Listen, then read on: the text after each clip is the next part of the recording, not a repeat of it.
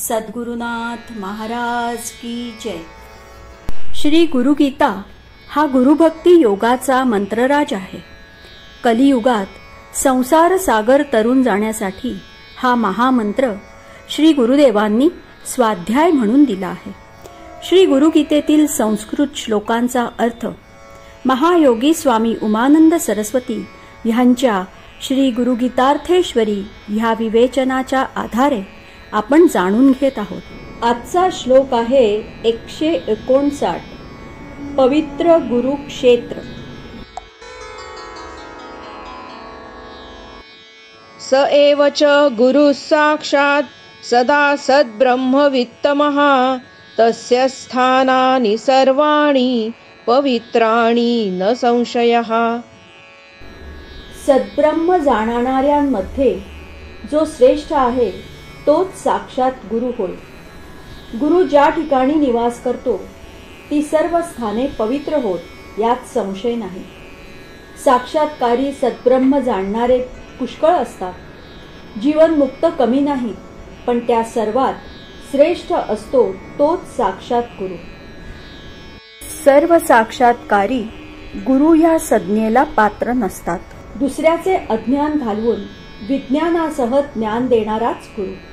आपल्यातील दिव्य शक्तीने दुसऱ्याची आत्मज्योत प्रज्वलित करणारा कुंडलिनी शक्तिपात कुशल असाच फक्त गुरु म्हणविला जातो। जगत नियंता गुरु, जगाचे कल्याण कार्य गुरुच करतो। एका युगात एकच गुरु असतो, बाकीचे मार्गदर्शक। जगात गुरु शिष्य परंपरेने अमर होणारा गुरुच। तो जग सोडून जात नाही, शिष्याच्या देहद्वारा प्रगट होतो। गुरु प्रत्यक्ष ब्रह्मच होय। प्रत्येकाला आपला गुरु श्रेष्ठ वाटतो, पण हा श्लोक निसंदिग्धपणे गुरुजनात खरा गुरु श्रेष्ठ हे सांगत आहे। जशी साधकाची पातळी तसा गुरु त्याला भेटतो। कच्च्या साधकाला कच्चा, खोट्याला खोटा, खऱ्या गुरुपर्यंत सर्व श्रेष्ठापर्यंत पोहोचायला साधकही श्रेष्ठ दर्जाचा हवा। कनिष्ठ, मध्यम, श्रेष्ठ अशा श्रेणी साधकात असतात। खऱ्या गुरुला श्रेष्ठ साधकच हवे, कारण त्याचे काम ब्रह्मविद्या देण्याचे असते। ती विद्या आत्मसात करू शकणारी मनबुद्धी ज्यांची सूक्ष्म झालेली तेच गुरुपर्यंत जाऊन पोहोचणार, किंवा गुरुजवळ गेलेल्या जे श्रेष्ठ दर्जाचे साधक त्यांच्याच उपयोगी गुरु पडणार हे निर्विवाद।